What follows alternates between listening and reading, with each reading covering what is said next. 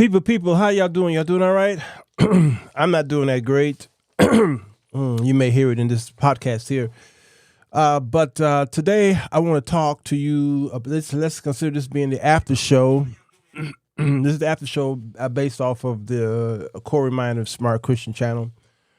There was 7 men full of the Holy Ghost who was on the show, and we were talking about the difference between Kamala Harris and Donald Trump. And we were trying to figure out the policies, although we didn't get too deep into the policies and more so into the abortion issue. And so let's see what we could do on this here show. Scene 60. You good. You good. You good. You good. Don't stop it. Bass. It's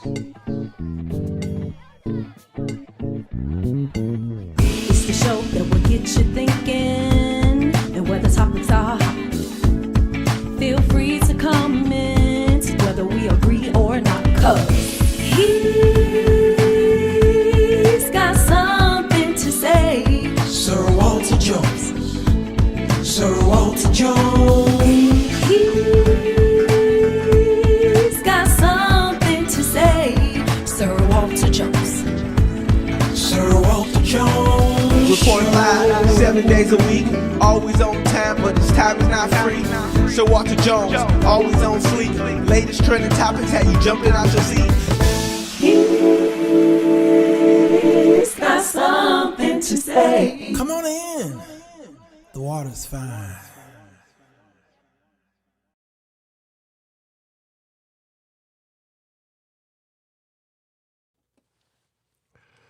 Hello, everybody. Sirwalterj Jones show. I'm here. It is the midday connection, baby. Hi, everyone. Come on in. Water fine.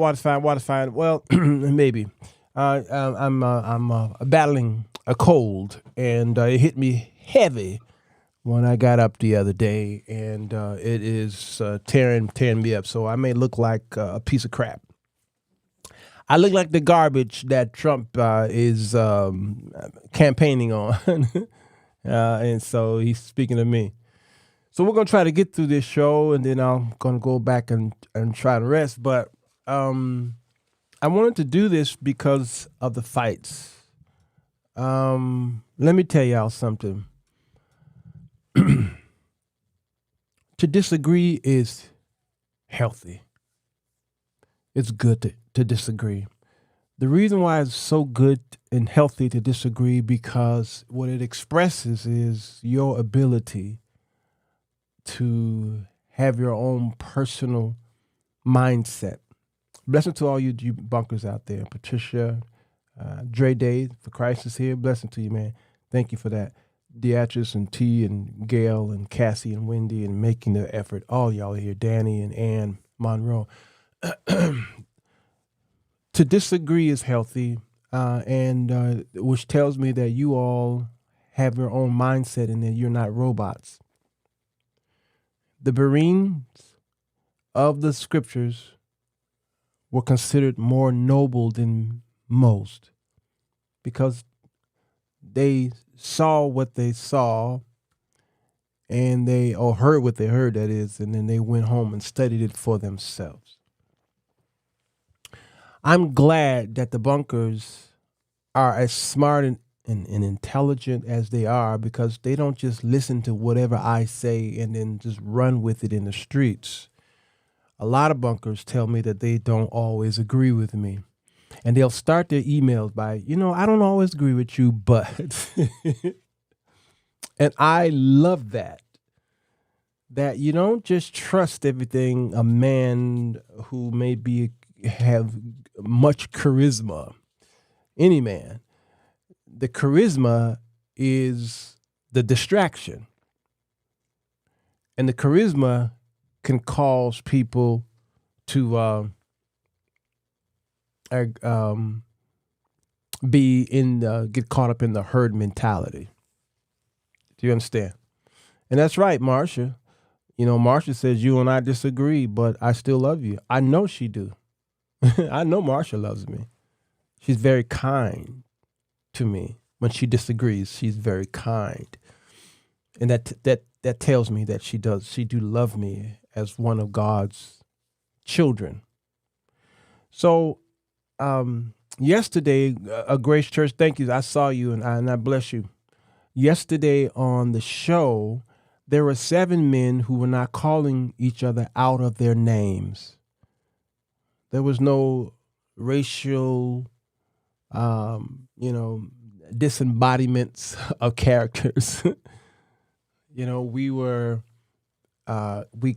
speaking with kindness and grace, humility and understanding, and that is what we needed to do to show the people the visceral comments in the chats that as we don't care what y'all saying, we 7 are going to get along and we are going to agree to disagree. Even Virgil Walker, of one of the most conservative men I know, was agreeing with us. I think it's because we didn't push at him and others as if we had some kind of agenda.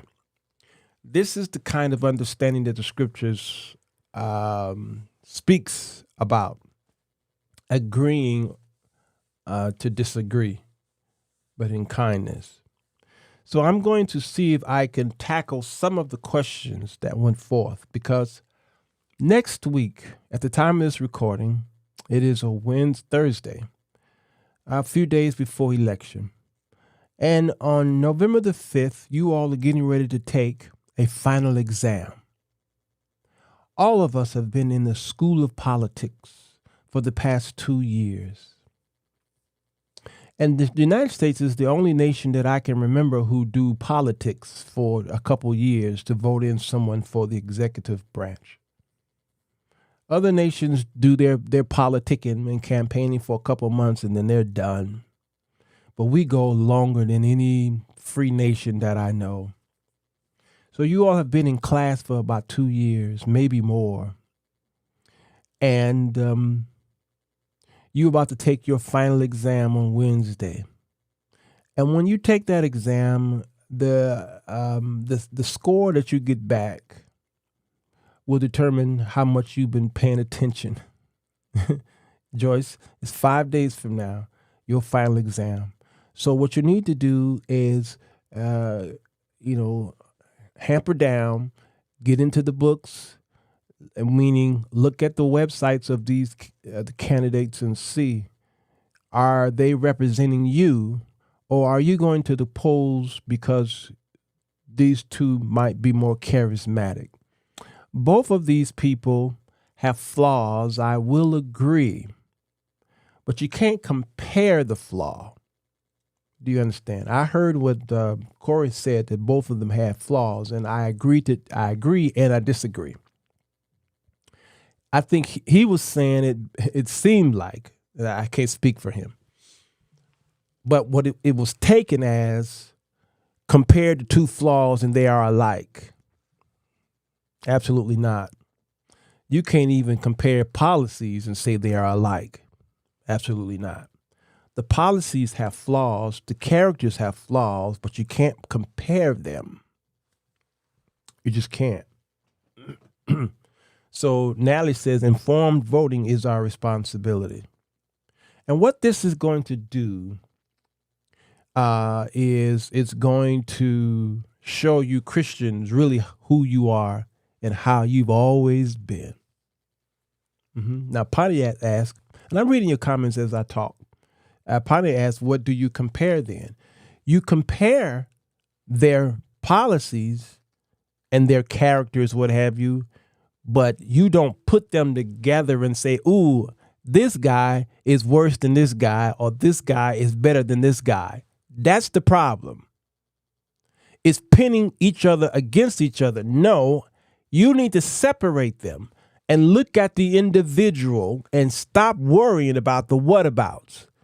The problem is many people are voting for Kamala Harris as a vote not for her, but a vote against Donald Trump. Many people are voting for Trump as a vote against Kamala Harris. Do you understand? So you all are comparing the wrong way. There are a lot of men, especially black men, who used to vote, who from the time they were legally of age to vote, they voted Democrat. The reason why they voted Democrat is because grandmama voted Democrat, grandfather voted Democrat, depending on how old you are, because my grandparents voted Republican because this was during Jim Crow. So you, as a black person, you voted Republican. But after the Civil Rights Bill, especially, most black people jumped over to the Democratic Party. There was a switch. Both parties understand there was a switch. There's the Dixiecrats, and there's the switch. All right, so today's Republican Party is not yesterday's. It's not the party of Abraham Lincoln. Absolutely not. And the Democrat Party is not the same party.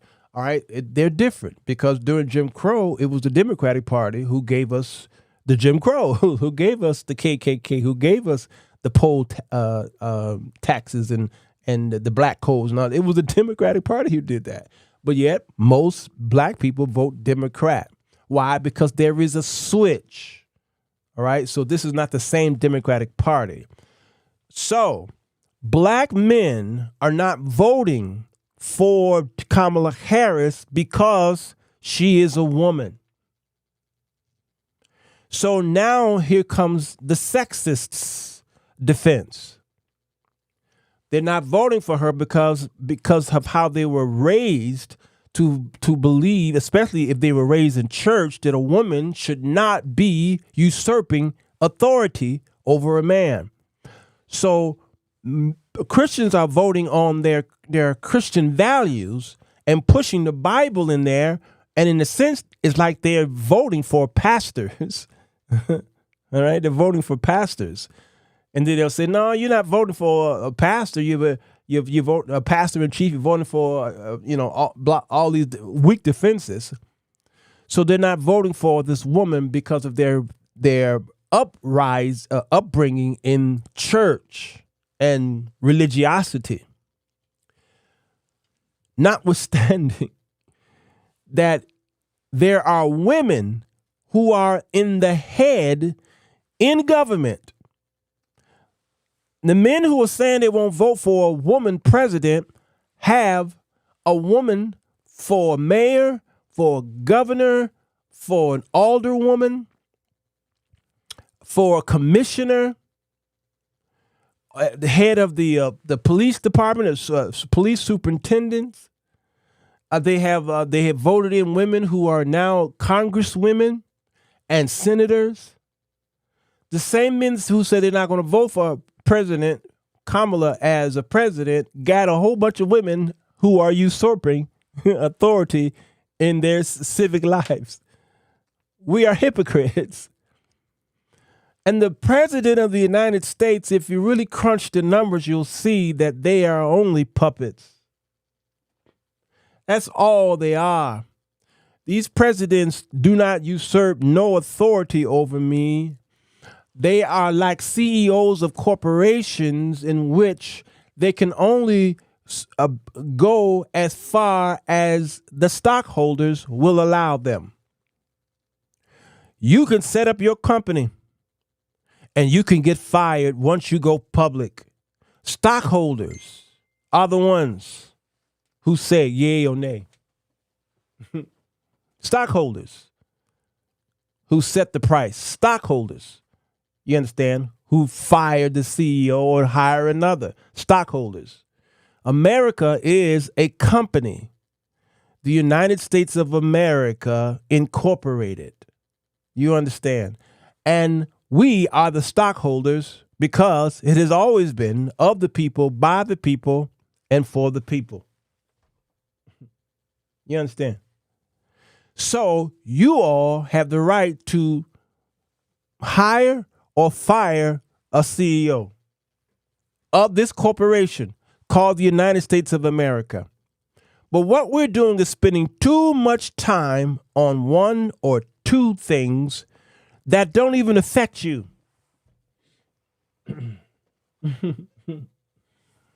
Michael Weatherspoon is here. Oh, I love him. Thank you, Michael.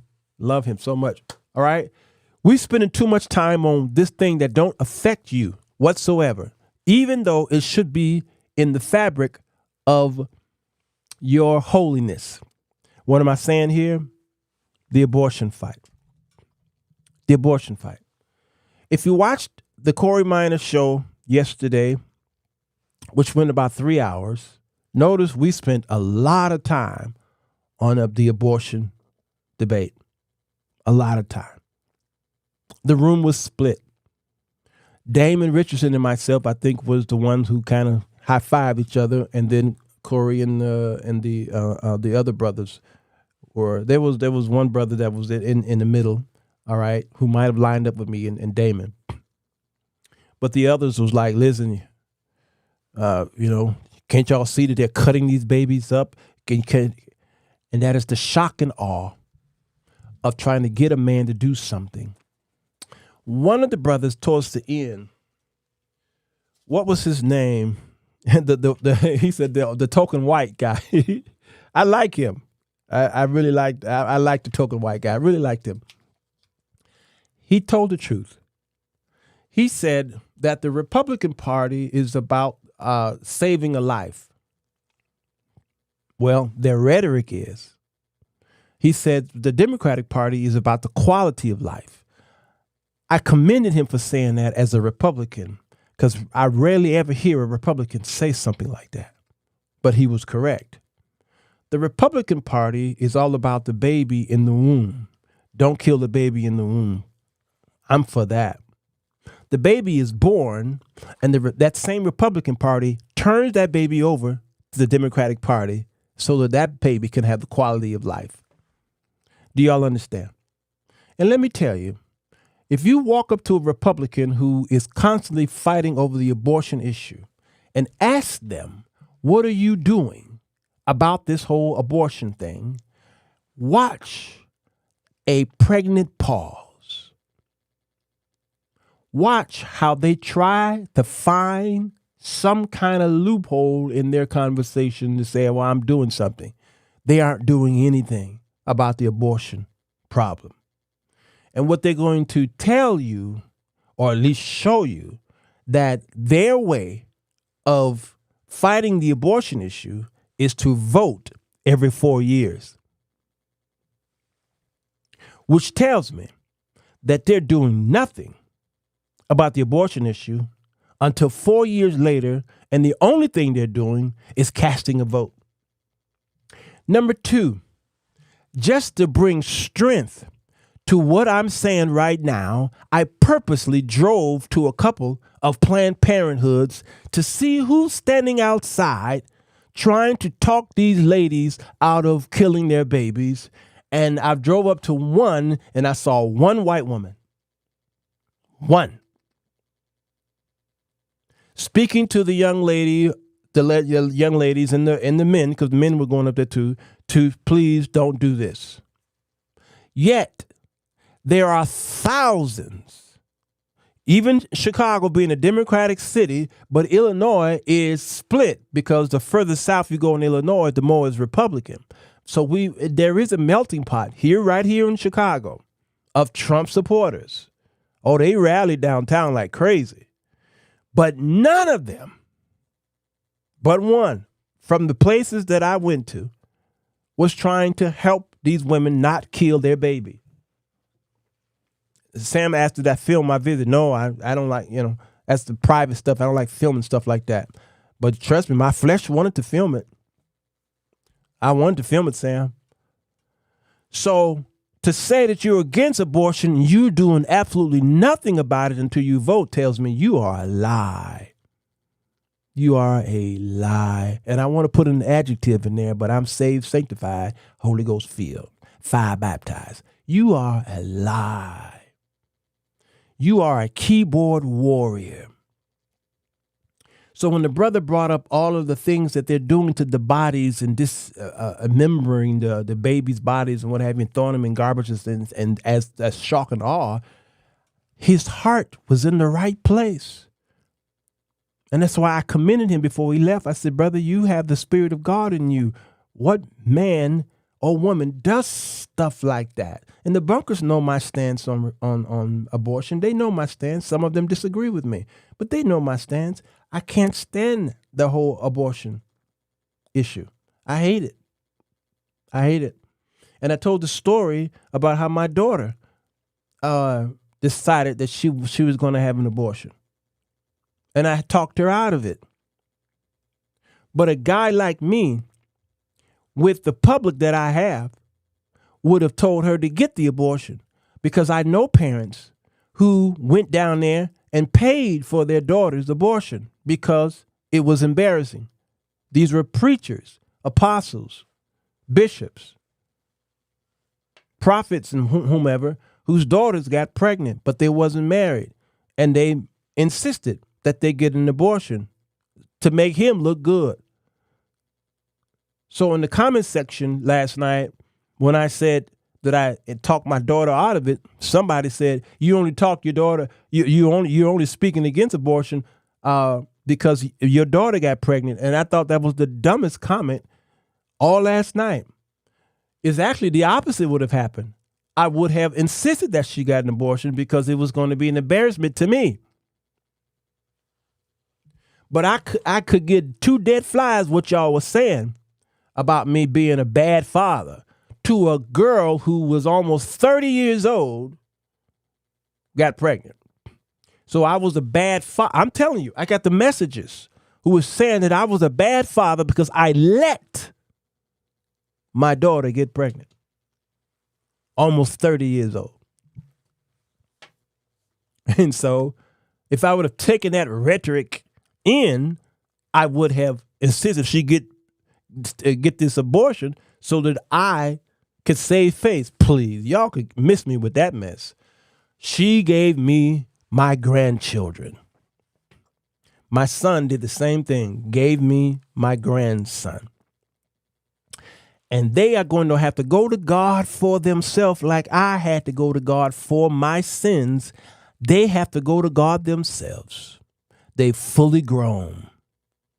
Meanwhile, I celebrate my grandbabies.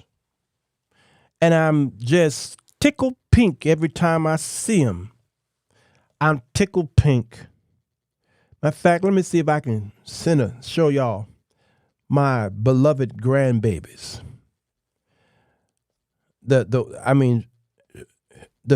fact that here it is right here. Can I hit right here? Come on, y'all. I would have lost these 3 if my children had stumped out their life. My days would have just been blasey if they had stumped out these babies' lives. You see how handsome these men are? These men are going to grow to be ambassadors for Christ. And they're going to change the world. These 3 right here, they're going to turn the world upside down. And I prayed for all 3 of them. I Christianed these 3 myself as a man of God. I held them in my hands and pointed them to God in the air. And I said, "Behold, the only man greater, the only thing greater than yourself." Oh, I did the roots thing. I sure did. And these 2 right here on the right side wake up to me every morning. They kick in my door. They terrorize in my house. And let me tell you, I wouldn't have it no other way. I talk to this kid every day on an app called Marco Polo. This kid right here. And he blesses me every time. Y'all understand? So the abortion issue is just a whole bunch of talking points. That's all it is. But what are the people on the right doing about it? Nothing. I'm talking individuals. I'm not talking about in the policies. I'm talking individually. Nothing. And we don't want to be those people, y'all. We don't. a house right next to me burned down several years ago. This might have been 2017. I can't remember now. And the old man who lived there, he just was fed up. He took that insurance money and he just moved out. And then he died. And that house stayed vacant for years. And I was trying to check on it, see about what's going on with it, because it was a sore. It's an eyesore for the neighborhood. It's just an eyesore, and it's right next door to me. I found out that the daughter owned the place, and she would come and clean up the best she can. But there's only so much cleaning you could do with a house that was burned. I mean, it's just a mess. So the other day, a brother was standing in front of my house taking pictures of that house. And I said, I wonder what he doing. If he doing what I think he doing, let me go out here and talk to him. Because the other neighbors were ignoring him. And I went outside to talk to him. I said, oh, you interested in this house? He said, yeah, I bought the house and I need to see what I'm going to do with this. I said, okay, well, congratulations. My name is Walter Jones. I live right here. I told him about the neighborhood. I told him about the alderman. He's a good man, no matter what y'all say about him. And then we part ways. And every day he'd been over there hustling, cleaning out that house. So yesterday, I went outside. And I said, how you doing, man? He said, fine. He says, I think I have taken on more than I could chew. And I said to him, I can see that. Then the Holy Spirit had to speak to me to minister to this young man, to say the right thing to encourage him. So he was saying, I took on more. I don't think I'm going to make my money back on this place. And the people keep coming to me and telling me, you bought that piece of junk? You putting your heart on? He said, and I've got to do this, I got to do that. And I got to get the what do you call it when the city have to approve you doing construction work, permits. He says, it's just, he says, and you could see him, he was in a state of, I give up. And I said to him, brother, let me tell you something. All of us take on challenges and risks. And these risks are good because it teaches us valuable lessons on what we should do next. This could be your playground for how you're going to do this again. Because he told me he had another building not too far from where I live. And I said, this one right here is where you're going to learn your craft. And I can see his bowed down head picking up, and he looking at me in my eyes, and he's doing this.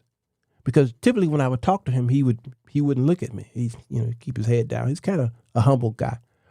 And I said, this right here could be your reigning joy. I said, because we are looking now and hoping that you will play a part of beautifying this neighborhood. You, single-handedly, could play a major part in beautifying this neighborhood. And even at the cost of you losing money, you can look back and say, I did something for this community. He said, nobody talks to me that way. Nobody talks to me that way. He said, are you a motivational speaker? I said, well, not really, but I am a preacher of the gospel of Jesus Christ. He said, there it is. Right there. Right there. And he just pepped up. Man, he said, thank you so much. And the men that were in there working, I went in the house and grabbed as many cold bottles of water that I could find. And I brought it to the men.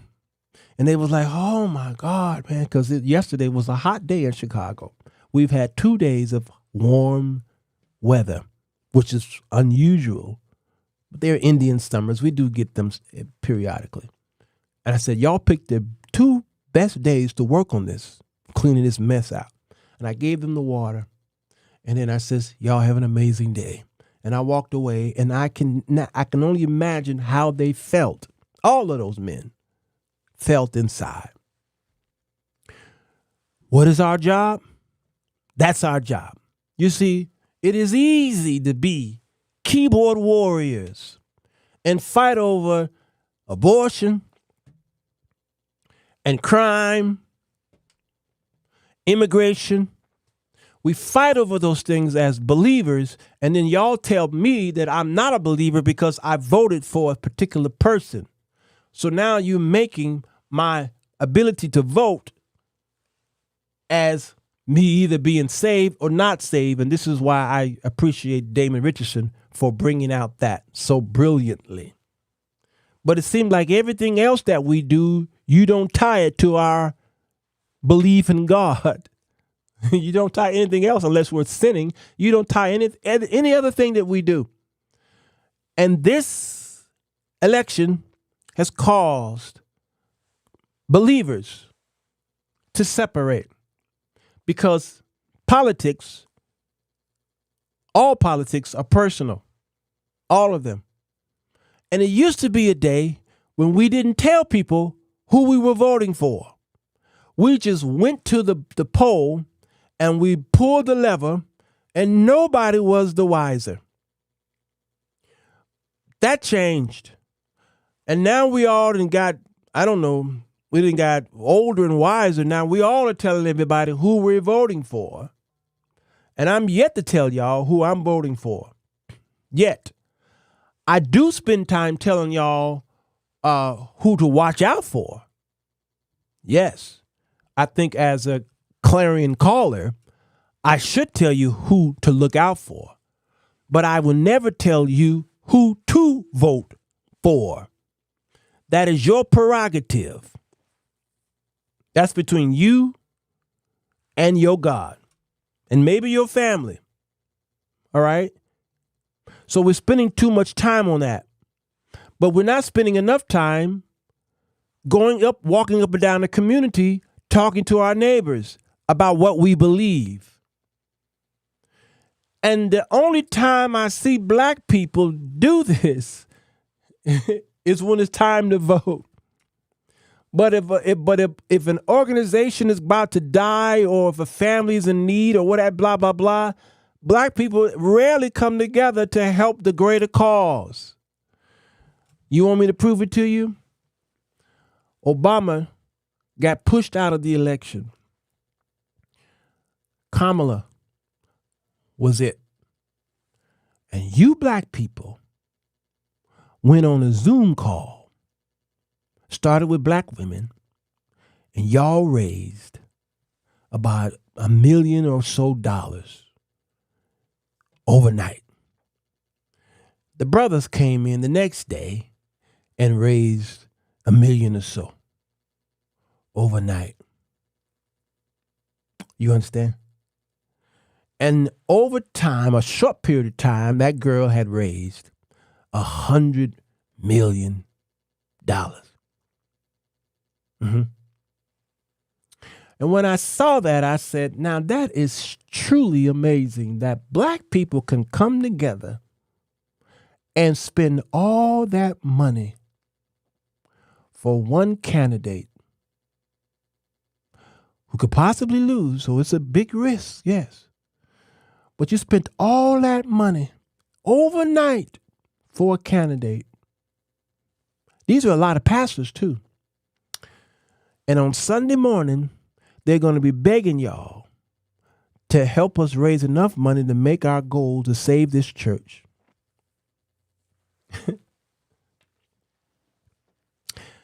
And the people who are in that church are jobless.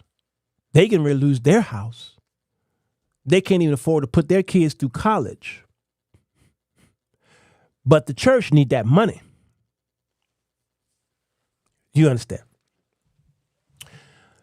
But when Kamala was it, the black people came together and raised millions.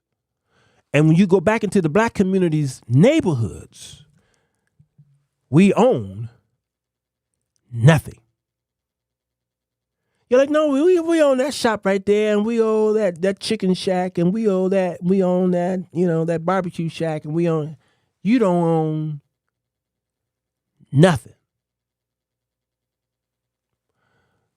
Chicago got more black folks than Africa.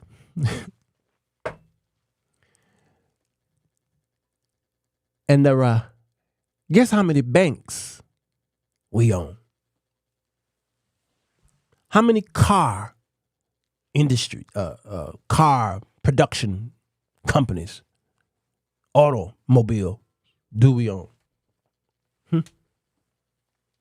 Huh? How many major grocery stores do we own? Right here. Right here. How many? I can't hear y'all. Huh? All these products I got in my house, phones, pads, computers, all this stuff. How many of these do we own? There is a black company that owns a cell phone, and none of y'all have it, including me. But there was a time, starting in right before the COVID hit, that I went ham. I mean, I took most of my money and I started to support black businesses. I mean, I went crazy. I would not go eat nowhere unless it was black. I went to black apparel stores. I went and I downloaded an app, a black app. I forgot the name of this app, where I needed to fill my house with black products. I did that for years. Bad service or not, because some of it was just bad service. The app was crashing and all kind of stuff. I said, you know what? That's just the way it is. And when I would walk outside my house, there was no store that I could shop in that was ours. And the only store that I found was a donut shop on Michigan Avenue that had been there forever. But in my neighborhood, now we thank God we got more black businesses that are in neighborhoods, but in my neighborhood, which is Michigan Avenue, which was like a mecca of shopping. Black people worked in the stores, but black people didn't own the stores. And then there was a bank right there on the corner of 111th and Michigan. Used to be black, not no more. Seaway Bank, not no more. But we put millions over a 24-hour period, maybe 48-hour period, into a political campaign. Black folks, I'm more tired of y'all than I am the devil.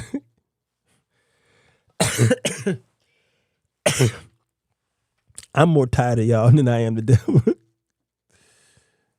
Cause y'all just all talk. So last night I'm looking in the comment section and I see all these black people doing all of this talk. And when they go home, they struggle. And they putting all their assets into a political force that's not going to benefit them. So that's why on yesterday's show I kept saying about personal responsibility is more important than you jumping into a pool. What offended the people was when I called the abortion issue an index fund. Do y'all remember when I said that? The abortion is an index fund for me. Sheila said, I need my butt scratcher. And what does that mean? I put money into the S&P 500. It's 500 companies. And some of those companies don't represent me. It don't represent me. whatsoever. Some of those companies are against my Christian values, but I have invested in a pool, an index. You understand? Well, sometimes that's how we vote. You vote for a party knowing that this one thing or maybe two things are not for your Christian values. But all these other things are going to affect me more than the abortion debate. See, because when it comes to abortion, I can take on self-responsibility by going out there and doing my own campaign against it and not waiting for some president to tend to it. Because Donald Trump didn't kill abortion. He just got it out of the hands of the Supreme Court. It went into the states and got worse. Homosexuality, the homosexuals are going to be here until Jesus comes. Like he said, the poor will be with you always. Homosexuals will be with you always. So what do you do about homosexuals? Some of y'all can't even shake their hands. How many times have I told the story of Christians sitting at a dinner table, and because it was a homosexual waiter, they told management, replace him. That's how vile y'all are.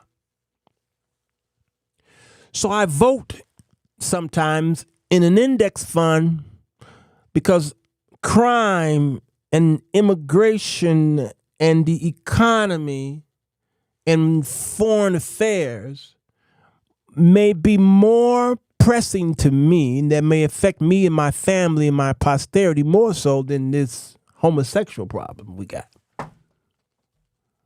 And I believe this is why most of the bunkers vote. Now, I wouldn't say most of the, well, maybe so. I don't know. I haven't polled y'all. But a lot of the bunkers are voting for Kamala. And they are against abortion. But they know there's a greater good out there. And so I applaud them for looking at the greater good out there and not putting all of your efforts into this one debate that don't even affect you. And I know it affects others, but you as a community need to do something about the affect others and stop leaning on the government to fix these problems, because every time the government try to fix something, they make it worse. Both sides do. Donald Trump, as far as the economy is concerned, made his wealth off of the backs of the Democratic Party. Donald Trump is a liberal. Always have been, always will. But he knew that if he mentioned some things, he could get the Republicans to do his bidding. Out of his own mouth, he said, I'm going to do this because the Republicans are. And he was right. And this is why when we look at his life, we see a man whose life is in shambles. But the Republicans, especially the evangelicals, see him as God's man. And you wonder why we call him fascistic. It's a perfect setup. I'll prove it here. I've been now around long. I think of myself as a young guy, but I'm not so young anymore. And I've been around for a long time. And it just seems that the economy does better under the Democrats than the Republicans. Now, it shouldn't be that way. But if you go back, it just seems that the economy does better under the Democrats Well, than it the certainly Republicans. did well under Clinton. Well, but I it did. wouldn't suggest it was so great under Jimmy Carter. That's true. That's if true. you remember, the That's interest true. rates. No, I know. It's Jimmy Carter was not in the same thing, but certainly we had some very good economies under Democrats as well as Republicans. But we've had some pretty bad disaster under the Republicans. That was the man that the Republicans voted for. He built his wealth off of the good policies economically under the Democratic Party. But it doesn't matter because we typically, when we supporting someone, we don't look at their life. No, we don't really care about this, especially their past life. No, we don't really care about that. We just need him to get rid of these gays and to get rid of these illegal immigrants. Those two things. And then abortion. 3. Well, you can't do much about abortion. It's in the states now. So you all who are still fighting over the abortion issue, it's in the states. It's not at the Supreme Court anymore. It's in the states. Now you have a bigger opportunity and responsibility now to get it fixed in your state. I don't think you see the wonderful responsibility that we have here. I'm going to go out on a limb and play the devil's advocate by saying, I wish that Donald Trump would win. You know why? Because what it would do is going to stir up you lazy Christians. It's going to stir up you lazy Christians. Because you all were trying to get prayer put back in school. We don't need prayer back in school. It's going to cause a bigger problem. What problem is that? Your children, depending on your age, your grandchildren, will be praying to false gods. You can't put prayer in school. That is totally against the First Amendment. You can't mandate prayer. You can't do that. And you Christians weren't even thinking that it was going to backfire on you. So the abortion issue is not now in the hands of the 9. It's now in your state. And if you vote for your state, you don't have to worry about the electoral college. I don't think y'all getting this. I don't think y'all understanding this. I don't think y'all are understanding any of this. Are y'all understanding this? Donald Trump did you a favor. You were against abortion. He put in 3 conservative judges. And those judges lied in the hearings and said, oh, it's a settled deal. Roe versus Wade is a settled deal. And they said all that and lied. They got in there and they then got Roe versus Wade kicked out. And now it's up to the 50 states to decide on the abortion. It fell in y'all's lap. You now have more power. So for those of you who are voting for Donald Trump for the abortion issue, that is already settled. You got to pick another struggle. Pick another struggle. That is already settled. It's over. He broke it up and sprinkled it through the 50 states. Now you who live in Colorado, what are you going to do? Now you can vote for your representatives. That is mayor, governor, and your local senators. All right? And you can vote so you can have it now overturned in your state. All you churches there. You don't get to worry about the big election now. Local elections have more power. More power. Because you don't have to worry about an electoral college. Next week, it's going to be about the electoral college. Because Hillary Clinton won the popular vote in 2016. Guess who became the president of the United States? It's not about popular vote. It's about electoral college.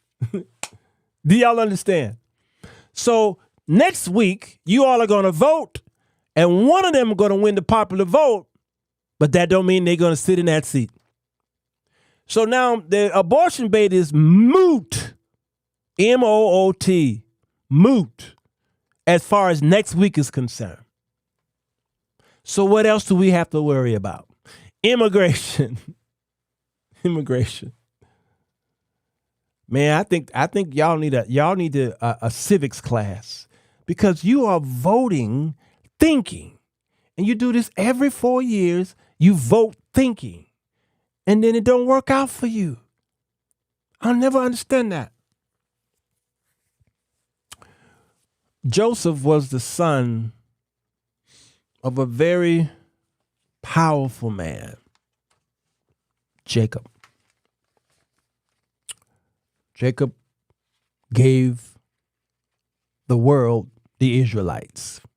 He wrestled with an angel, and the angel called him Israel. He had 12 sons. Joseph was not the baby. Benjamin was. We always look at Joseph as being the baby. But Joseph had such an amazing significance on the nation of Israel because God used Joseph to enslave the Israelites. Because he told Abraham, I'm going to do it.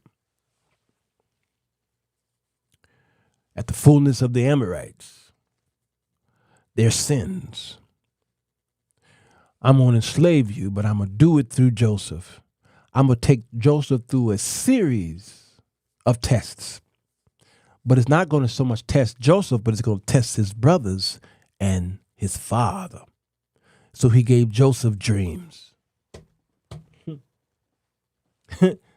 And those dreams peed off his brothers and his father. And then they decided to throw him down a cistern. And the brother was like, we can't kill our brother. We can't do that. And they got him up out of there, and they saw these bandits coming, and they sold him to the bandits. And the bandits brought him over to Egypt to sell him into slavery. And there he was in Potiphar's house. Y'all know the story, right?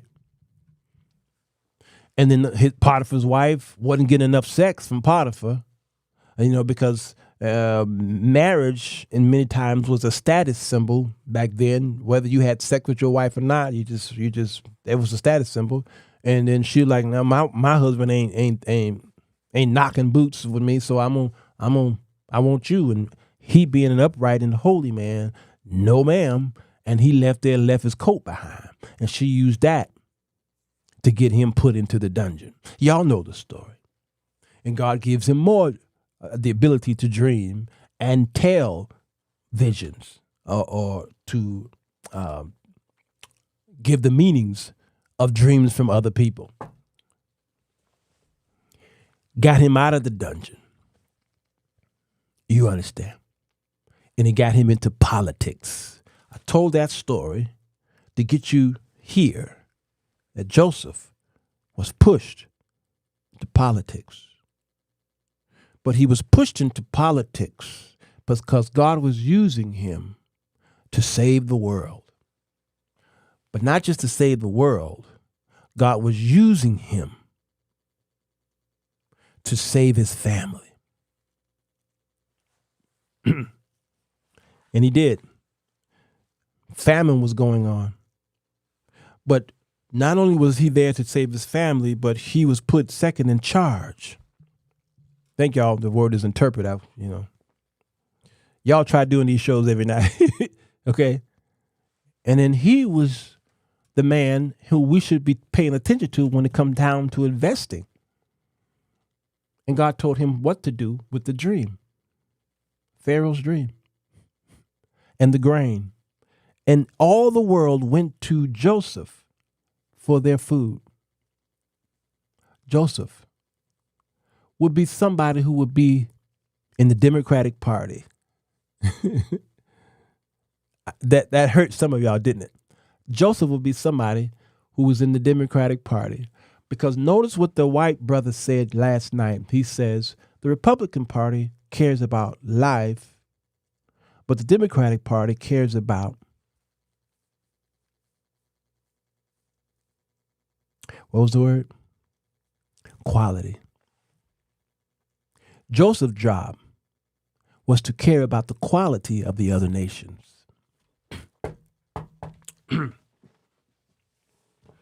And then there's Daniel, who was pushed into politics. You see, we could be in politics, but the problem with us today is that once we go into politics, we assimilate. And that is exactly what happened to the Republican Party with the white evangelicals.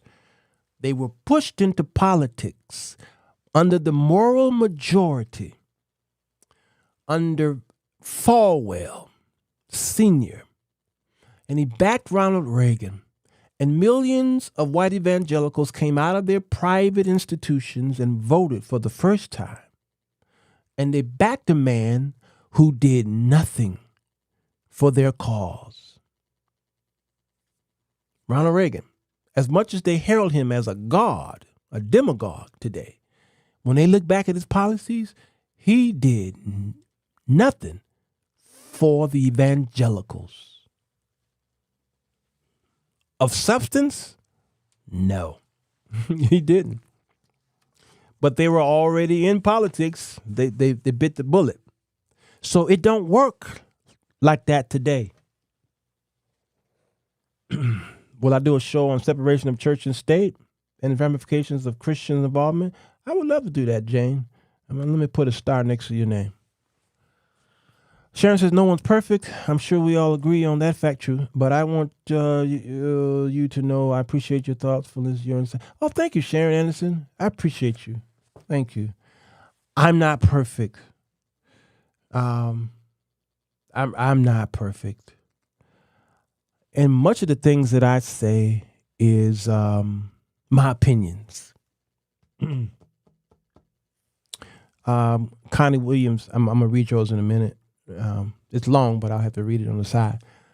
I'm very opinionated until I'm not. So what I do is I bring up stats. Not Republican stats, not Democratic stats, not Fox News stats, not MSNBC stats, not CNN stats, but stats that are in the middle. That publication called Ground News is a good source.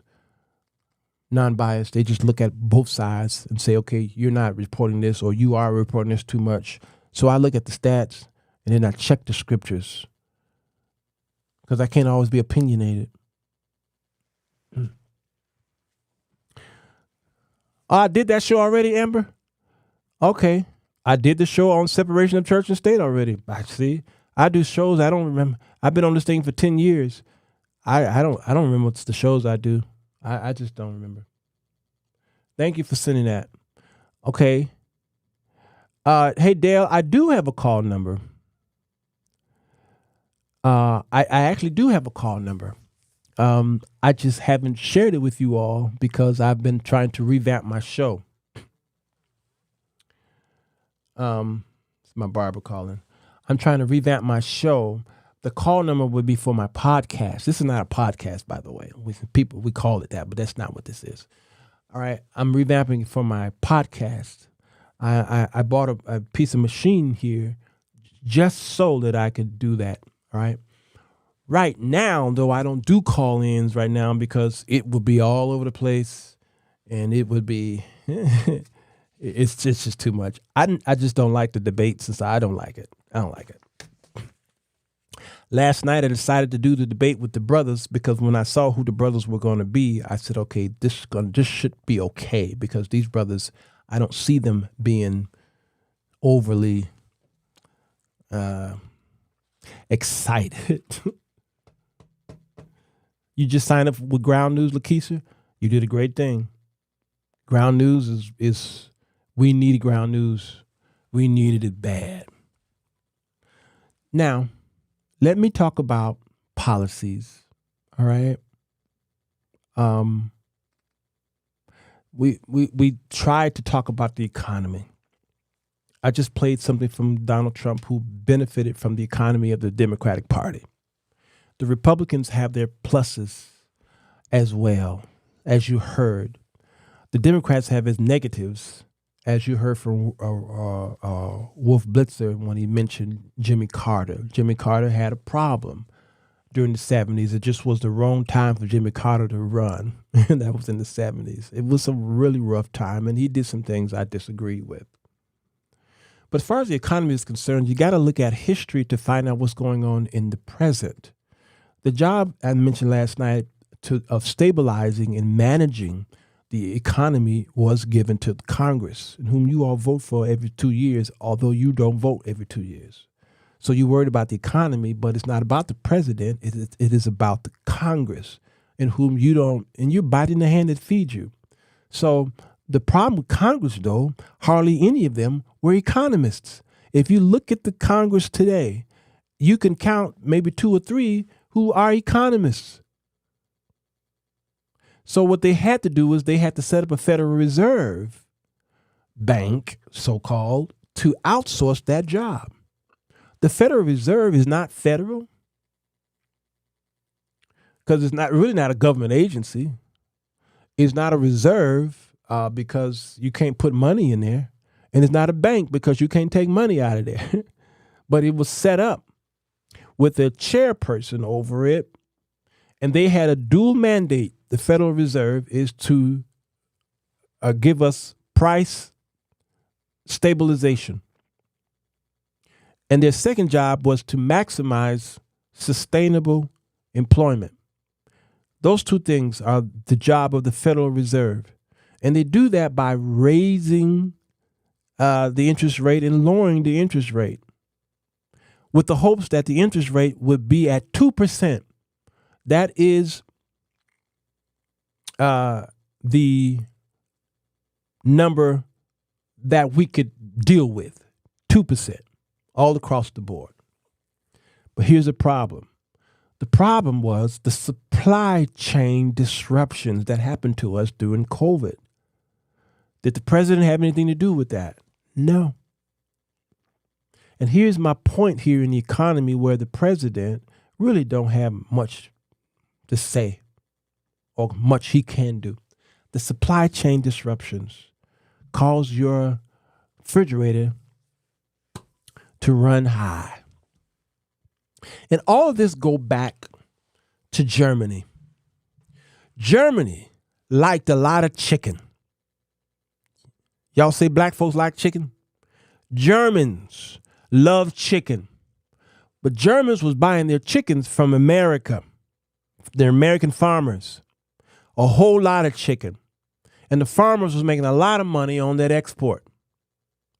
The European farmers were upset with Germany because the Germans were outsourcing their chicken and not buying it from their neighbors in Europe. So they put a tariff on chicken imports from America. Donald Trump don't really understand tariffs. He think he does, but his guys have not really convinced him on how tariffs work because he wanted to launch a massive tariff program, which is going to really hurt America because the deportations of all these millions of so-called illegals is going to really hurt America, its economy. And he's got to hire a whole lot of police force and military and all this stuff. He's got to pull them from here, pull them from there to do a mass deportation like what he's got in plan. Let me tell you, it's going to be the most frightening thing you've ever seen, and it's going to hurt your bottom line. So they put a tariff on the chicken, and tariffs work by the person who put on the tariffs.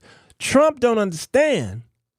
Maybe he don't understand in the full picture of it. If you put a tariff on products coming in, we have to pay the tariff tax. We pay for it, not the other nation. So history teaches us a lesson. It don't repeat itself, but it does rhyme. Germany put tariffs on the chicken to punish America, but it punished Germany. So America got upset with that. And so what they did was we put a tariff on Volkswagen. And this is why when you were coming up, you noticed that you saw less and less of Volkswagen Beetles and Volkswagen period. Because the tariff on the Volkswagens caused Americans to stop buying Volkswagens because the tariff worked against us as far as the price is concerned. So we stopped buying Volkswagens and the sales dropped 50%. And this is how tariffs work, and this is how it could be a detriment to us because he wants to tariff all of China, and everything in your house is made in China.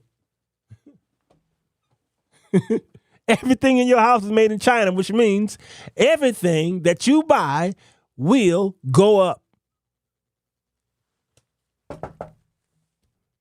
So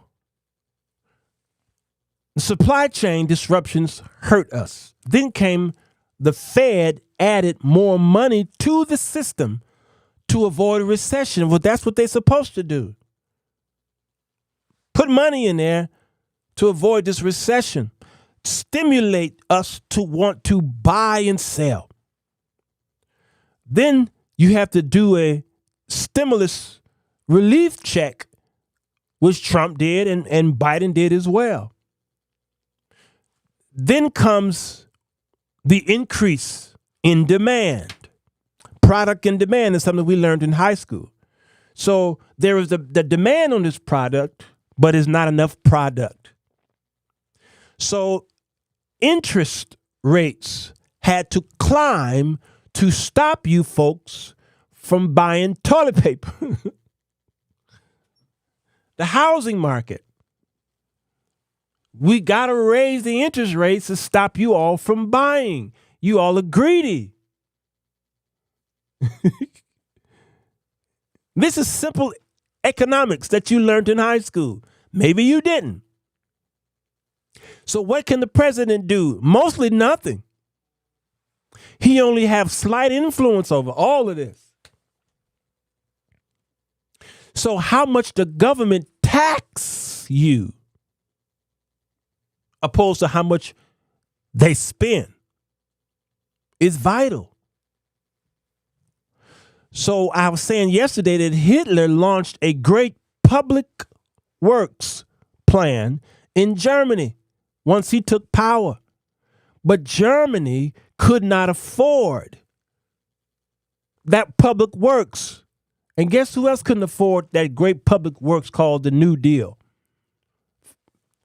FDR. FDR had a New Deal. It was a great public works because we were in a depression. But there was pros and cons to it. People were out of work, so he had to put people in work. But the problem was he put too much resources in the public's work. We could not afford it. But he had to do it. Richard Nixon took the dollar off of the gold standard. And he said it was temporary.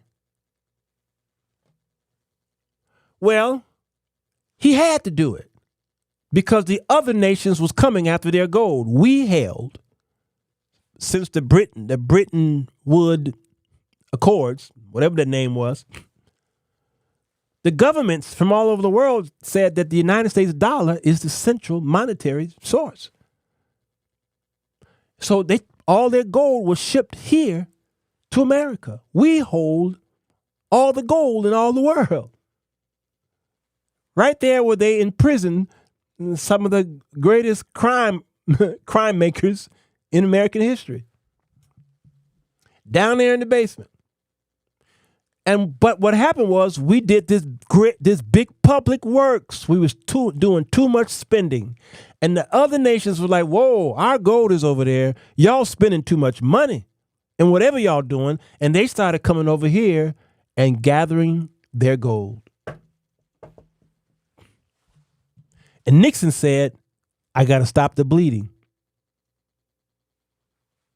And he did. And because he did that, we've been jacked up ever since. You see, some things you have to do so that a worse thing don't happen.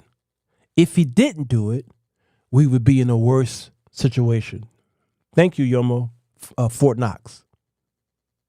But he did it so that we won't be in a worse situation, but over time, we would be in a bad situation because trillions of dollars is what we owe.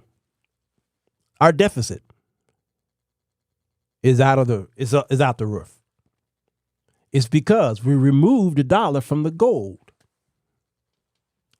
Called it convertibility. The convertibility, he removed it. So until we understand simple the economics of the American way, we're going to keep voting blindly. So with that knowledge, how are you all going to vote next week? Look up Kamala's economic plan and look at Trump's economic plan, and then you come to some kind of conclusion. Because let me tell you, something that I said yesterday was very controversial. Stop overtaxing the rich. Democrats. As a man who was in the stock market, because there's Main Street and then there's Wall Street. Gregory said, I doubt that gold is there. I agree. Stop overtaxing the rich. Every Democratic person who's running runs on taxing the rich. Don't do it. Why? Because it's a trickle-down effect in the negative. You keep taxing the rich is going to shut that plant down. The rich is going to take that plant and move it to China or Africa or somewhere where they can save on taxes. The rich is going to fire thousands of their employees. You keep taxing the rich all you want to, but the rich is who are employing the poor. You understand? So one of the things I don't like about the economic policies of the Democrats is that right there. Don't do it. Find another way to get your money. Find another way. Because if y'all ain't crunching the numbers, you're going to be out of a job. You voting, and that vote's going to bite. It's going to bite you. It's going to bite you. If the economy means anything to you, it's going to bite you. And it has happened too many times in history. Whenever you tax the rich pull back and you can't find work. Y'all keep playing with it. And then comes to the immigration bill that I talked about last night about the immigration, how the Republicans blocked a $118 billion border bill package. I was pushed on that last night, but it was a weak push. It was weak because they started talking about the whatabouts. I'm sorry to tell you. If the Republicans are complaining that the Democrats dropped the ball on immigration, which they did, you have no talking points because when there was a bill there, you decided to kill the bill. And the only reason why you killed the bill, and this is what I believe, you killed the bill because Donald Trump made the phone call. You see, Trump is not in office, but he still is the head of the Republican Party. So you killed the bill. And you call it pork because the Ukraine fund was in there and the Israel fund was in there. And some of them was like, well, just separate the bill. I agree with that. Just separate it. This is how I feel about investing in whole life insurance and in investing in the market. You don't put those two together. Whole life insurance is a joke.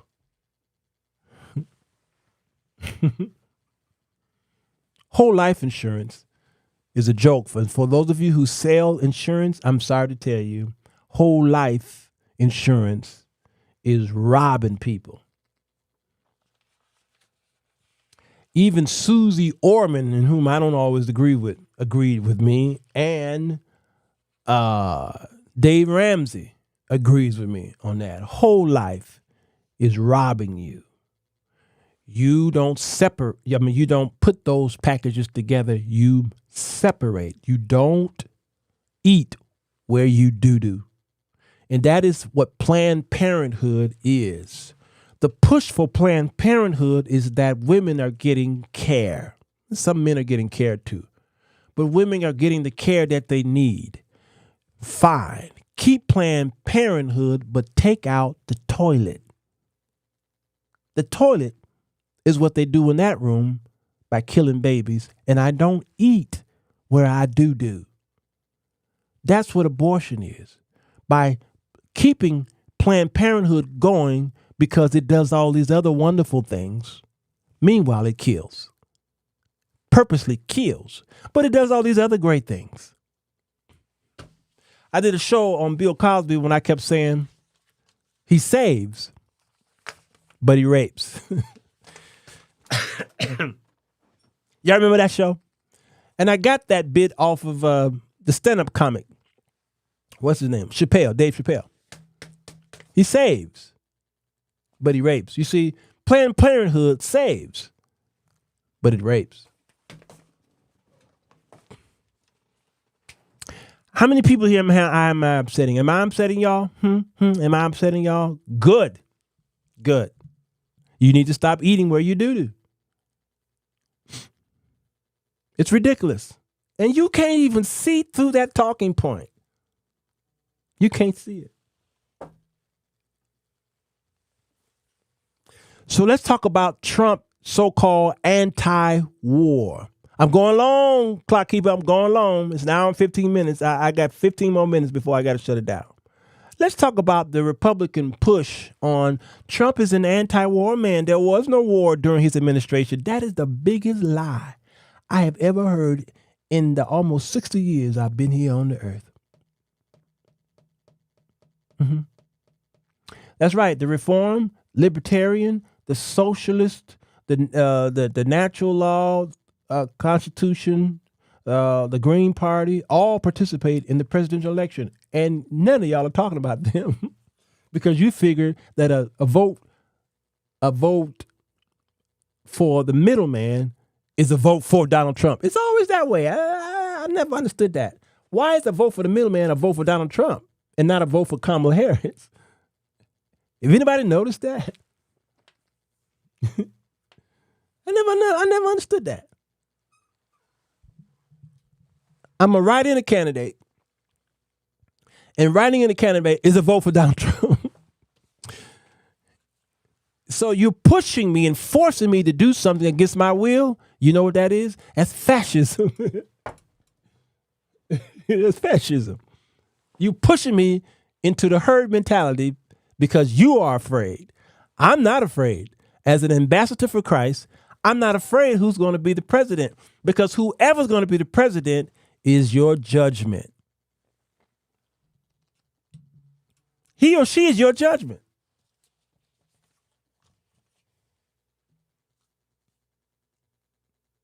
It's your judgment. And you're going to find out. So the Republicans say that Trump was anti-war. No wars broke out under his administration. So I was given some of the stats last night, and I got pushback on it, and I had to make my statement before the show ended to let them know the reason why. The brother said that you bringing up Donald Trump and war stuff was disingenuous because Biden did this, did this. So my response to him was, here goes the whatabouts.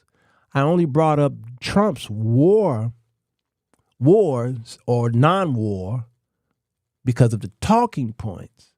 The Republicans are voting because they said he is an anti-war president. So I was giving him the stats last night that he wasn't. Let me bring them up right now.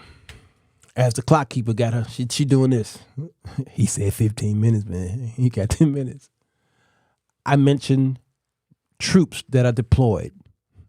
Under Biden, 160,000 are deployed. Under Trump, 197,000 were deployed. Who died in combat under Biden administration?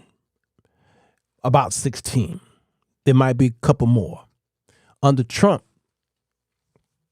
it was 65. What about drone strikes? It didn't matter how many strikes that Biden struck. It really was about less than 500. But what he did, though, he ended the drone strike with no fanfare. Nobody noticed that he ended it. I remember when he ended it. But Donald Trump his administration did not report the drone strikes. And it went up to anywhere between 300 to 18,000 strikes. Why? They didn't report it, so you have to dig over here, you got to dig over there, you got to dig in ground news, you got to dig over here to find out about the drone situation. So then they said, well, there were no new wars under President of Trump. Guess what? There were no new wars as far as the involvement of the United States against the nation under Biden. You can't name a new war that was raged because of the United States under Biden. That war in Ukraine was a Ukraine and Russia issue. The war in Israel is an Israel and Hamas issue. So I don't know where you're getting them stats from. But Trump picked a fight with North Korea. Do y'all remember when he called him Little Rockin' Man? He wanted a war. And he said he was a short and fat man. And he threatened him with fire and fury. Do y'all remember that? Biden was not that crazy to do something like that. One of the most childish dictators out there, Kim Jong-un. And he was playing with him. Y'all forgot that, didn't you? And then Trump illegally assassinated Iran's top general with a drone strike. And the only reason we didn't go to war with Iran was because the Iranians showed restraint. The Iranians decided not to go to war with us. You're like, well, he's so anti-war. I got more. In Trump's second term, if he gets in, he is considering an airstrike on Mexican soil. You all don't watch the news. He said, I'm going to bomb Mexico because of the drug cartels. Anti-war. Number 5, he expanded the wars he inherited from Obama. Obama started some wars and Trump expanded them. He didn't get rid of them. Trump launched attack on Syria with 59 Tomahawk missiles. Where were y'all when he did that? And the number of civilians killed by airstrikes in Afghanistan increased about 330% from 2016 when Trump got in all the way to 2020 when he left. Anti-war. Number 8, airstrikes under Trump increased 6-fold in Yemen. And there were more civilian deaths from airstrikes in Somalia under Trump than under Bush and Obama combined. Trump also oversaw a 200% increase in airstrike deaths in Iraq and Syria. The anti-president, war president, that is. Number 9, Trump escalated Obama's Yemen war, which counted 10,200 events that were responsible for the deaths of 30,800 people and identified 2018 as the war's deadliest and most violent year on record. Trump was the president then. The anti-war president. Number 10, the United States supplied the bomb that killed 40 children in Yemen. During whose administration? Donald Trump. Number 11, Trump bypassed Congress to push through arms sales to Saudi, the UAE. The anti-war president. I mean, y'all, I could do this all day. Come on, Danny, it's selective memory. He was far beyond so-called anti-war. He was everything war. What about aiding other countries? Biden sent troops to Ukraine and Israel and Yemen to aid in the wars against our allies. Trump ended the war in Libya and northwest Pakistan. He did something right. Biden ended the war in Niger against ISIL, Iraq, and Syria, and then pulled out of Afghanistan. So how are you saying that Biden is a warmonger? He might be in his heart, but he knew he can't be the old Biden that he used to be. The old Biden was a warmonger. So Trump did try to start new wars. He expanded old wars. He increased drone strikes and helped to the genocide in the Middle East. He supported the invasion of Iraq. He wanted Americans to steal their oil. Do y'all understand? So if you can't govern at home, how are you going to govern or set up democracies around the world? You can't. You can't. Oh, I'm bringing the receipts. Darlene, I'm bringing the receipts because I couldn't bring them last night because there was 7 men in the room, and you only had only enough time to talk about this stuff. You had just enough time to talk about it, and I knew I was going to do an after show anyway, so I had to bring this in. So what are y'all going to do? You have a final exam that's coming up November the 5th. And with all that I just said, it is not going to change any of y'all's votes. Do understand that. It's not going to change any of your votes. But what it will do is prick your interest in the ramifications of your vote, because you're going to start seeing these things being implemented over the next 4 years, who's ever the president. Kamala Harris, if she wins, it will be as if Biden never left the office. It's just that we're going to see somebody a little prettier. Biden made a gaffe the other day by calling Trump voters garbage. The White House corrected his statements, saying that he was speaking only about Tony Hinchcliffe, or whatever his name is, the comedian. I believe the White House on this one. I do not believe, I don't care who's watching this show, I do not believe that Biden would have said that. Amongst his friends, yes, he would have said it. But he would never have said that on television on purpose. I think because he's senile or slow or whatever's going on in his decline, he can't be trusted with media or with the microphone. So they should rear him back and just stop him from talking, because his inside voice is becoming outside voice. It's good that he said it the way he said it, so that the White House could have something to push back on by putting an apostrophe in that word. Supporters, apostrophe S. So that didn't repair anything, because during the Trump rally, not Ted Cruz, but the other guy came up there and said, breaking news, y'all, breaking news. Trump called y'all a bunch of garbage. And they're like, oh, ooh, boo, boo, how dare he, how dare he.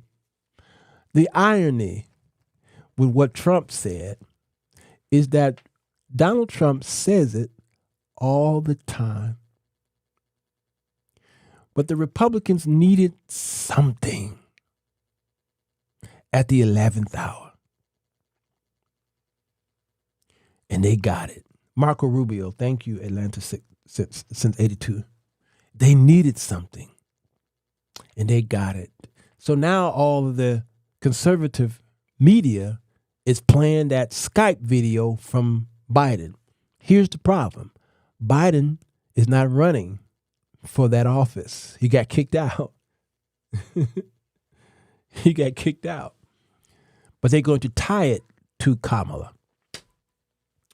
They needed something. because they needed to squash all of the rhetoric from Trump, calling not only him calling the Democratic folks, the garbage. Puerto Rico, he mentioned the comedian mentioned the garbage, but Trump called it garbage. And after that comic relief, so called, Trump puts on an outfit, a worker outfit, and sits in a garbage truck. It's like he's trying not to win. He's trying not to win. That's one thing I can say that I appreciate about the Democrats is that they make gaffes and Freudian slips and what have you. Kamala's not as innocent as y'all think because, she said some words. All right. Hillary Clinton called them deplorables. Remember that? She called them a bunch of deplorables. What does they call it? Something of deplorables or something. That ate her up. One thing you do not do is you do not call the people who are voting for a person anything in derogatory. Never do that. All right? She messed up. And I see what you're saying, Mo. I mentioned the whole you're at the wrong rally thing. I fixed that thing. That right there that's a dog whistle on the Republican side. She was not saying that God don't belong here because the guy mentioned Jesus as Lord. That was after he disrupted the room. So she basically was saying, you're disrupting the room. It doesn't matter what you're saying. You're at the wrong rally. I'm going to stand with her on that one. That was ridiculous. That fight was just stupid. Stupid. And the Republicans needed that they spend it. But they didn't show you how the person was in there being disruptive. And I made the analogy, if I had went to a Trump rally and first disrupted the people and then said Jesus is Lord, they would have kicked me out too. Why? Because I was disruptive. Not because I said Jesus is Lord. Even though they were supposed to be conservative right. So that was a silly argument there. But Kamala has made some mistakes. I know, Carletta, that garbage Trump truck was ridiculous. He's trying not to win. Smooth said he didn't call Americans trash. Please. He mentioned the trash. He said that they're using America as trash. He did call them that. He called America, every time he gets up there, he downplays America by calling America certain names that no presidential candidate does in American history. What CEO would speak negative about his corporation knowing that he got all these stockholders? They always speak that this is good. This is good. The State of the Union supposed to say that the state of our union is good. We can do some things to help make it better. But when he gets up there, we're losing in everything. Come on, Dre Day. Both sides cry about the smallest things, literally looking for something. I'm telling you. So we really got to be careful with this. Saying that one side is more holy than the other. They both are the same. Come on, Daryl. Trump would have told someone to kick my butt out. Even after I said, Jesus is Lord. All right, y'all, I'm reading y'all's comments because I'm getting ready to go and feed this cold I have. So what they are saying, preacher, we are to support same-sex marriage, mutilation of children. Okay, yeah. Clifton, when did you come in on the show? We addressed all that on the show. Did you come late? How late were you?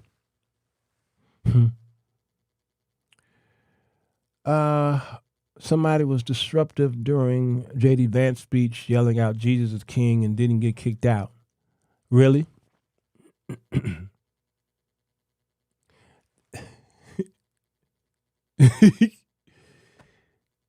going to find that video. I'm going to do a whole show on it. I'm gonna do a whole show on it. He tell the truth. Inflation skyrocketed when Biden and Kamala took office. I'm not saying Trump is innocent, but he is the better of the two options. All right, Smooth Artist. Let's downplay that. There was an after show that I was talking to Damon Richardson on the phone after the show, and we had a good. I wish we could have recorded that conversation as it pertains to the economy. Whoever is sitting in the seat during good times takes credit. All right? Listen to me really closely. If you're intelligent, I need you to listen to this. If you're intelligent. If you're not intelligent, you're going to disagree with me. You see what I did right there? Every president have every right to take credit when something good is happening on their watch. Whether they had a hand in it or not. Do you understand?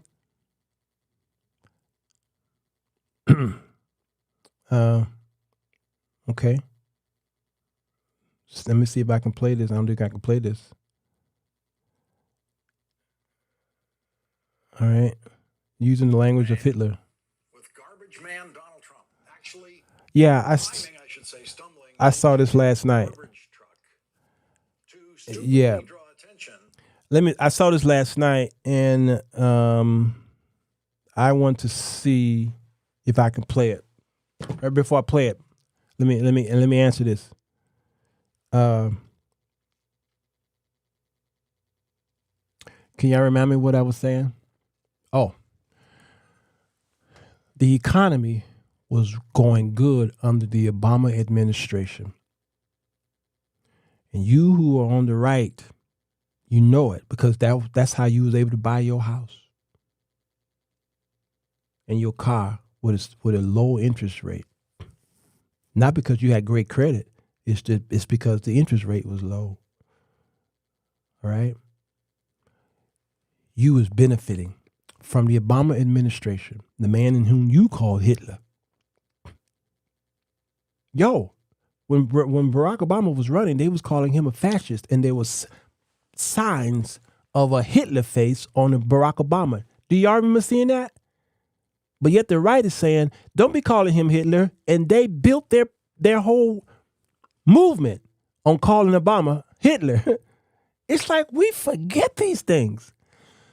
So who's ever in office have every right to brag about how the economy is going. They don't brag when it's dipping. No. They brag when it's doing good. By the time Barack Obama left office, he left the economy doing good and rising, and Trump got in office, and Trump started bragging on what Barack Obama did. Okay?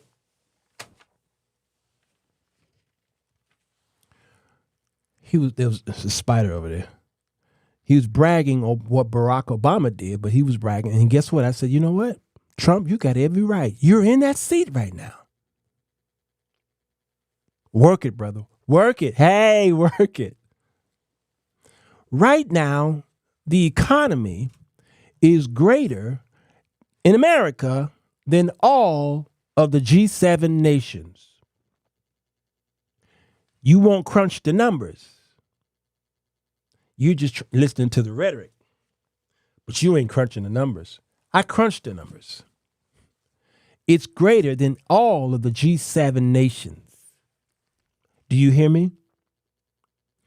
Nations, nationwide, they are envious of our economy right now. Here's what I said last night. The only problem with that is America could care less about other nations when it comes to the economy because they still have to pay more for products when they go shopping. Even though we are better off than other nations, we don't compare our economy with other nations because it still hurt me when I go to Piggly Wiggly or Winn-Dixie or Kroger's or Jewel's. Name your grocery store. You understand? So, let me see if I can find it, brother. Lawrence. President has ever publicly expressed more hatred. Let me see. I don't know if he's going to play. Well, it any was of that. garbage day in the presidential campaign. Garbage day. With garbage man Donald Trump actually climbing, I should say, stumbling into a garbage truck to stupidly draw attention to the free-flowing racism and bigotry at his Madison Square Garden rally on Sunday, which included a comedian no one has ever heard of referring to Puerto Rico and Puerto Ricans as, quote, a floating island of garbage. Last night, President Biden said this. And just the other day, Before I go there, when it came to the comedian, I'm gonna have to do a whole show on that. Yeah, I'm gonna have to. I'll do a show on that because the comedian was vetted by who? Donald Trump's cabinet. And Rogan, one of the highest podcasters in America, Rogan was the one who suggested on his show to bring in that comedian. Trump's people heard it. And they brought him in, knowing that he was a shock jock, or what you call them, comics. The insult comics. Knowing his jokes. They saw him on the roast of the football player. What's his name?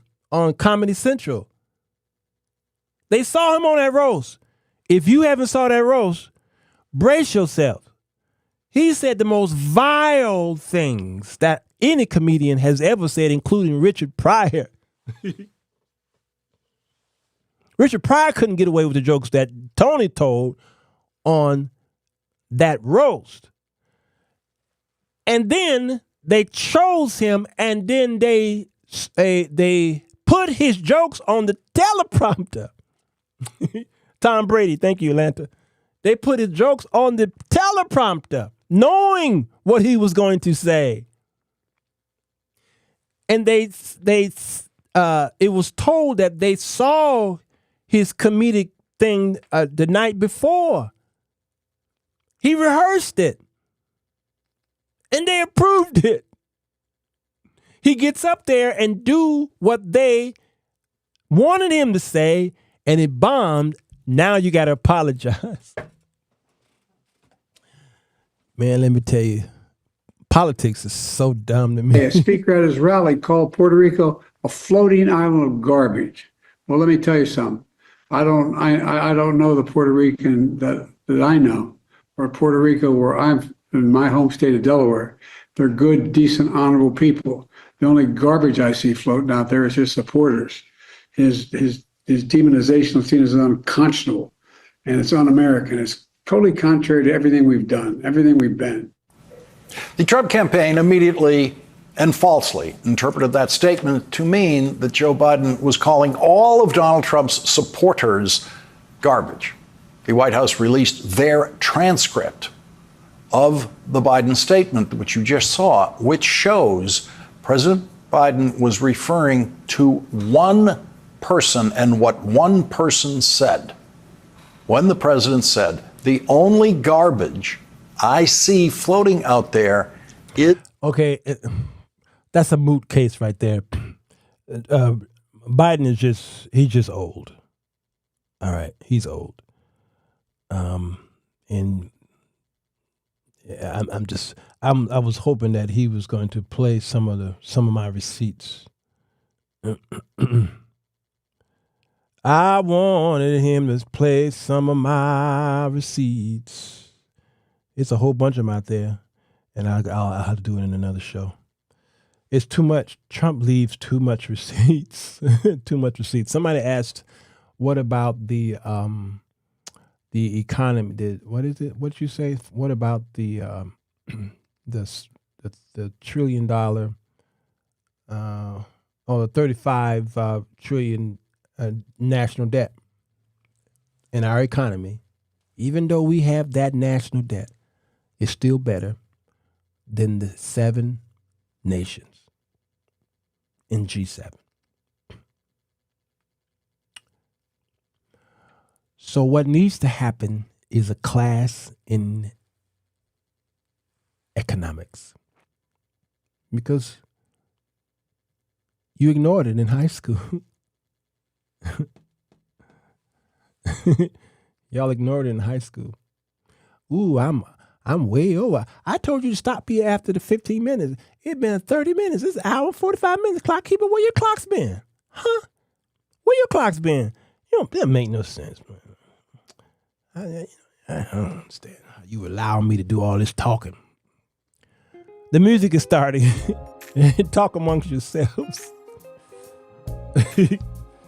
Please talk amongst yourself.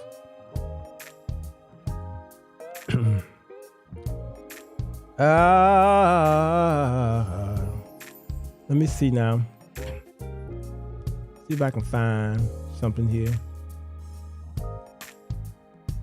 Ba ba doo ba, booby dee da, da ba doo ba. Oh, whatever it is. All right, I found some stuff. I'll play it on the next show. I'm finding a whole lot of stuff. I'm finding a whole lot of stuff that Trump said. It's just too long. It's just too long. I love y'all. I really do. And listen, make an educated effort to go down there and vote your conscience. But it don't matter. If you all are ambassadors for Christ, whether you vote or not, I'm just hoping that you're doing the better good for the Great Commission. Go out there and compel them. Make disciples for Christ. Whether you baptize them in the name of the Father, Son, and the Holy Ghost or not, the main direct command that Jesus asked or told them to do is to make disciples. And if you all are not making disciples, but all you're doing is fighting over some sinner who's running for office, when I say sinner, I'm talking both parties, then what are you really doing? As a Christian, what are you doing? What lawyer never talks about law while y'all sitting at the dinner table?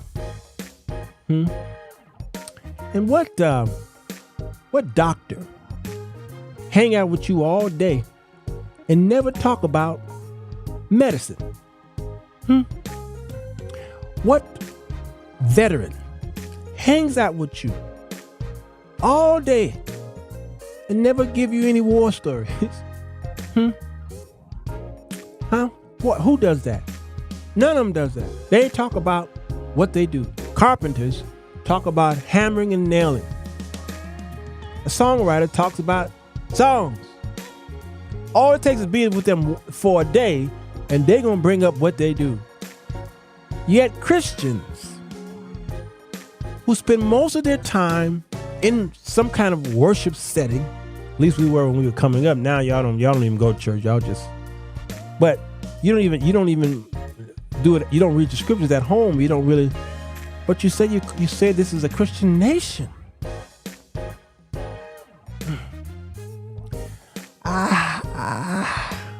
Who does this? What Christian don't talk about Christianity or who they represent, which is Jesus Christ? It's in the name, Christ or Christianity. Drug dealers talk about drugs. And a person who smoked weed, when you walk into if you sit in their car, it's the smell of weed. When you walk into the house, it's weed. Weed is in their clothes. Weed is in their skin. But why is it that we can't see the light of Christ in a Christian in America? And we fight every 4 years over nonsense. And then live out our lives 4 years with the hopes that we're going to, 4 years later, put the person back in office and never talk about any of this stuff for 4 years. We just say, well, that's the government. I don't understand Christianity. And this is why Gandhi said, I would be a Christian if it wasn't for those Christians. He said, I like that Jesus, but I don't like his followers. Now I understand. We were never built off of Christian values. The founding fathers of this country were not Christians. They were deists, humanists. The man who did most of the Constitution, well, he gave us at least the Bill of Rights or the preamble. He did a lot. Thomas Jefferson carried a Bible around. But what he did was he snatched and tore out all of the miracles of Christ because he saw Christ as just a man, not a prophet. So he tore out all of those ridiculous miracles and he just, now here's the Bible that I like. This is what we do. And he didn't realize that that trying to destroy or take out of the scriptures, the Bible says that you can't get to heaven. If you take out or add to the scriptures, you won't make it. Hey, y'all, I'm going to see y'all again when I get all this together. I haven't posted on Patreon because I'm dealing with all of this right here. So y'all pray for my healing. I'm going to go back to it as soon as I get this last cough out. I'll go back. I love y'all. Take care.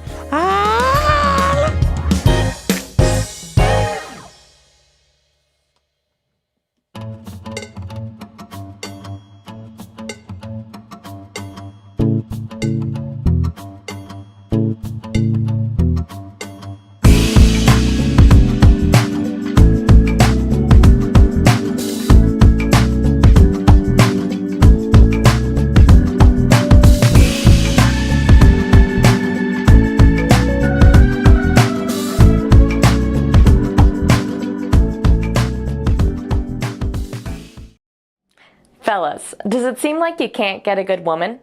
Ladies, wonder why you can't keep a man? Then read The 4 Women That Men Desire, Volume 1, by Sirwalterj to figure out how to break the cycle.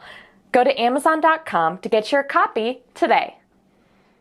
Let us not assassinate this lad further, Senator. You've done enough. Have you no sense of decency, sir? At long last, have you left no sense of decency? I know this hurts.